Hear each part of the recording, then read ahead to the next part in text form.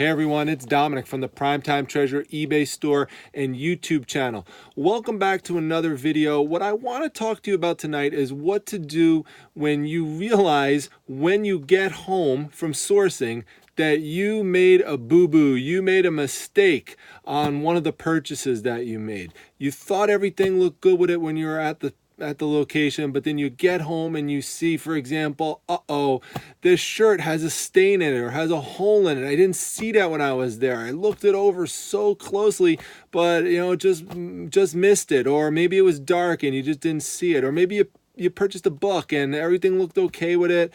You flip through it, but then you get home and you realize that there's a page missing, or one of the pages is loose inside. Or you purchased a piece of electronics and you realize that one of the pieces is missing. Or you purchase a toy and you realize one of the pieces is missing. You get the gist of what I'm trying to say. So what do you do in that situation? What a lot of people will do, unfortunately, is they will just give up on the item and they'll either throw it out or they'll just bring it to the Salvation Army or to Goodwill themselves, and they'll just give it up.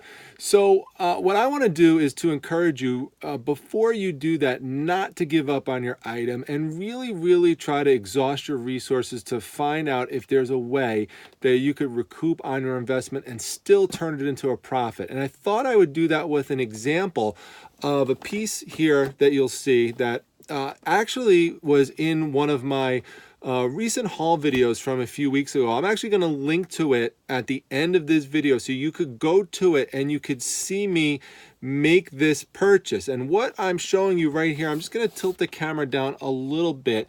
This is a Uniden Bearcat 210 XLT. Now what it is a police scanner, radio scanner, and it's very popular amongst radio enthusiasts. Back in the day, at least it was, and people still try to purchase them now for nostalgia purposes, and they like to have it. This piece reliably sells for about $40 on eBay. So if you remember this piece from seeing that haul video, I wound up purchasing this for $5. Now, one of the things I want to tell you about this is that I have never purchased a police scanner, radio scanner before, but I'm always looking to branch into new territory, particularly in the electronics area, because that can be pretty lucrative. So this was my first venture into it. And, one of the things about making a mistake is that you will learn from it so that the next time you go out there, you don't make the same mistake twice. So there is a little bit of an educational investment in these things. That's why when I'm first starting out into a new area, I try not to invest tons of money in it at first. I just do a couple kind of sample investments to see how it goes. But anyway, the problem with this piece, which I did not realize at the time, and I should have, is that it does not have the antenna on it, and it does need an antenna. And the ironic thing about it is I didn't buy the piece next to it because it clearly didn't have the antenna. And on this one, I just didn't realize that it needed an antenna. But of course it needs an antenna, because how else is it going to pick up the radio signals? Now, maybe some more modern versions of police scanners don't have an external antenna, but this one needed one. And where it was supposed to go is right here on the back. There's a slot here for the antenna. So, it should have been pretty obvious that it was missing. But what my mistake was that when I was looking up the comps for it, the particular pictures I was looking at didn't actually show the antenna sticking up. So that's why I didn't realize it. So brought it back home, plugged it in. Now I knew it worked because if you remember, I tested it at the site. So turn it on just with this little button right here, and it's plugged in. I have it plugged into an outlet, and as you can see here, it turns on, and it will scan and it will search, but you don't hear anything. And so, what do I do at this point? This is an old piece. How do I get an antenna? I don't know what antenna is supposed to go back here. I mean, if you do a search for replacement antennas, there's about 10 million different antennas that come up. So it did require a little bit of research, but I figured it out in fairly short order and found the matching antenna that's supposed to go with this. And there were different companies that were selling it. There was one place that was selling it for $13, and I found another place that was selling it. And you got to make sure of course, you match it up to the model. So it did say this is an antenna that will fit the 210 XLT. and it's a telescopic antenna. It came in the mail today. It looks just like this. So I ordered it. Now, this cost me $6.98, so it's an additional $7 investment into the product. But the logic being is that if this works, when I stick it in the antenna slot, then now I could sell it for $40. Without this, I cannot sell the piece. I mean, maybe someone will purchase it for parts, but then, you know, it's not going to sell for $40 at that point. So if I want to sell it for $40, I need to find a way to get this thing to work again, and this is the way. So I have to invest a little bit more into it.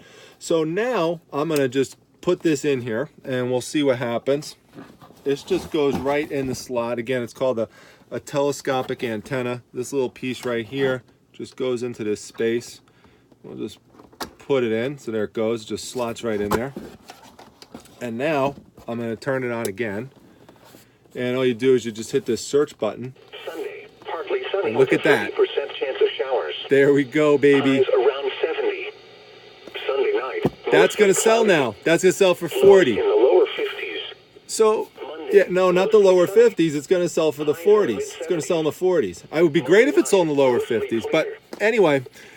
The lesson being here is that, you know, do a little bit of extra legwork, invest a little bit of extra money sometimes into your product if it makes sense. Now, if this antenna would have cost $30, it obviously wouldn't make sense. And I'm not saying that there's never a time where you have to, you know, give up on a piece and you just have to cut your losses and kind of move on. And, you know, your investment in that sense is that you got an education and then you don't make the same mistake again going forwards. But in a lot of instances, there are ways to be creative. You know, I did a separate video, for example, on pieces that you have inventory that's just not selling, on lotting it together with other similar items and then flipping it.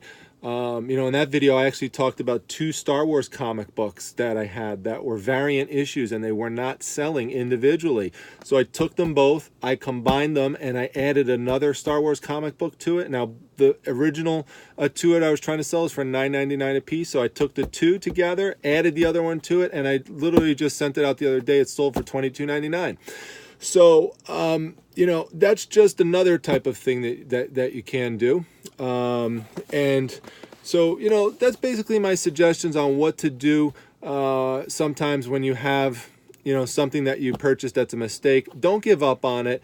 You know, see if you could invest into the piece, and if it makes sense financially to do so, do it, and you could turn it for a profit. So now I'm just gonna get this ready. I'm gonna get this posted, and we're gonna get this online and you know, ship it out. So in the end, I'll still wind up making you figure $12 invested into it, you know, $8 or so to, you know, or maybe a little bit more to ship it for a $40 sale price. You know, I'll probably wind up making somewhere between $15, $20 on it in the end.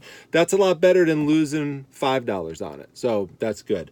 So I hope you like this little tip. If you have other suggestions on things that you do or have done on pieces that you purchased that were either defective in some way or missing something, you know, let me know what you did in that situation to kind of fix it. And, you know, other people will come check out those comments and maybe learn something from it. Hopefully I will as well.